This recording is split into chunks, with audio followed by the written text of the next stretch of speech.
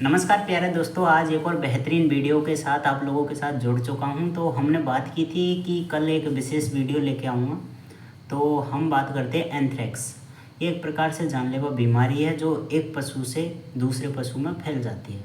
एक gram positive जीवाणु से फैलती है जिसका नाम है एंथ्रेसिस बैसिलस या बैसिलस एंथ्रेसिस।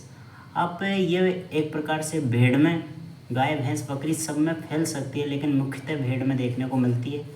इसका हमें क्या करना पड़ता है इसके बचाव के लिए? यदि किसी पशु को एंथ्रेक्स से हो गया है तो उसकी पहचान कैसे करें?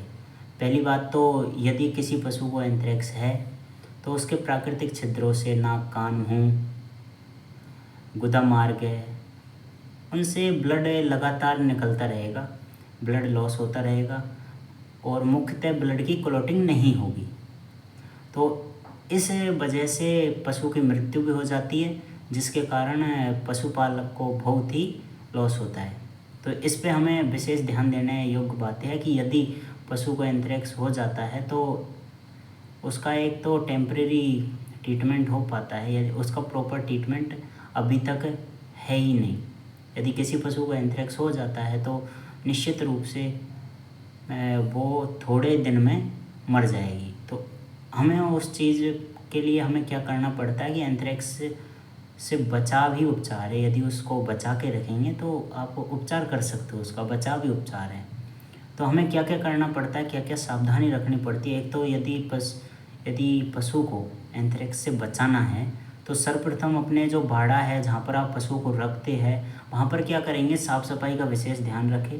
और पशु में जो आप पानी पिलाते हो, जहाँ पर पशु पानी पीते हैं, यदि एक जगह वो पानी भरा हुआ है तो दो दिन में उसकी अवश्य सफाई करें।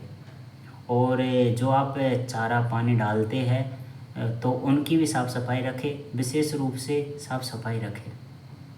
यदि किसी कारणवश किसी पशु को एंथ्रेक्स हो जाता है और हमें लक्षण स्पष्ट दिखाई दे रहे हैं तो उस टाइम क्या करें?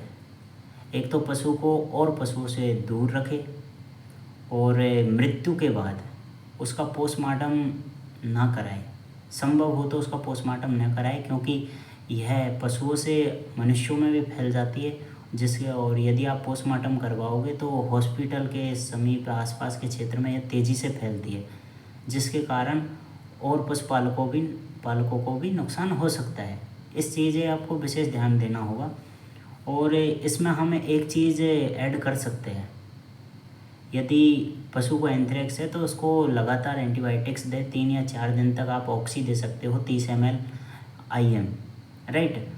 और भी पेनिसिलिन है, आदि एंटीबायोटिक्स आप टेम्परेरी रूप से दे सकते हो। पैलिएटिव जो अपना ट्रीटमेंट होता है उस हिसाब से। जैसे जैसे ये चीज़ें दिखती है तो आपको क्या करना है, अपने पशु को विशेष रूप से अलग रखना है। ये चीज़ें मैं आपको बार बार बोल रहा हूँ क्योंकि आप लोगों के पास पहुँच जाए। और जहाँ तक हो सके उसका पोस्टमार्टम न करवाएं और पशु का जो शव है उसको एक गहरे गड्ढे में गाड़ दें, ना कि ऐसे ही फेंक दो, जिससे कि और पशु खाएंगे तो उस वजह से उन पशुओं में भी एंथ्रेक्स की प्रॉब्लम आ सकती है। तो आप उसको एक गहरे गड्ढे में पशु को गाड़ दें और नमक है, ये चीज़ें डाल दें उसके ऊपर और उसको अच्छे से रेत दें, जिससे कि और पशुओं को नुकसान नहीं हो, एंथ्रेक्स अपने क्षेत्र में नहीं फैले। और विशेष रूप से जहाँ जहाँ पर पशु को रखा हुआ था वहाँ पर फिनाइल से उससे छिड़काव करके उसकी साफ़ सफाई कर दे, अच्छे से कीटाणुनाशक डाल दे। ये चीज़ें आपको ध्यान रखनी पड़ेगी। एंथ्रेक्स का एक ही बचाव है, आप उसको वैक्सीनेशन करवाएं। समय समय पर वैक्सीनेशन हो जाएगा एंथ्रेक्स का, तो ये बीमारी आपके पशुओं में नहीं आएगी।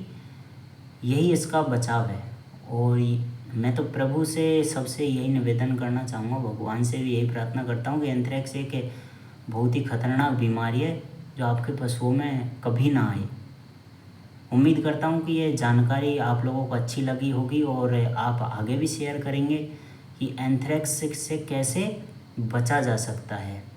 ये मैं उपचार नहीं बता रहा हूँ, ये ओनली आपको बचाव बताए। उपचार और बचाव में बहुत अंतर है। मैंने ओनली आपको बचाव बताया कि एंथ्रेक्स से आप सावधानी कैसे रख सकते हो और आगे होने से कैसे बचा सकते हो और पशुओं को किस तरीके से बचा सकते हो। तो थैंक यू सो मच, आप लोगों ने मुझे इतना प्यार दिया और मैं उम्मीद करता हूँ कि आप लोगों को जानकारी अच्छी लगी होगी और आप चैनल से जुड़ जाइए। देखिए, मैं लगातार वीडियो आपके लिए लाता रहूँगा और कोशिश करूँगा कि वीडियो की क्वालिटी और बेहतर करूँ और उम्मीद करता हूँ कि जानकारी तो मैं प्रॉपर पहुँचा ही दूँगा। जय श्री राम, जय गौ माता। आपका अपना धर्मराज। श्यों।